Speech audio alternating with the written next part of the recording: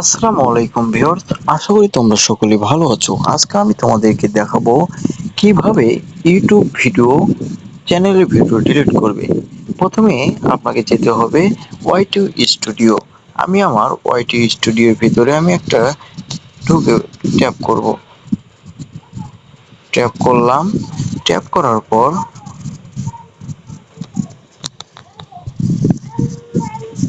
নিচে দেখতে পাচ্ছেন কন্টেন্ট নামে একটা অপশন বাটন, এখানে আমরা একটা ট্যাপ করে দেব।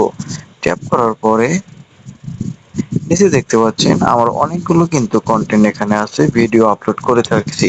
এর ভিতরে আপনি যেটা ডিলিট করবেন আপনার চ্যানেল থেকে ওটা সিলেক্ট করে নেবেন। আমি আমার এই ভিডিওটি ডিলিট করতে চাই, সেজন্য আপনাকে এই থ্রি ডট আইকনে এখানে একটা ট্যাপ করে দিবেন।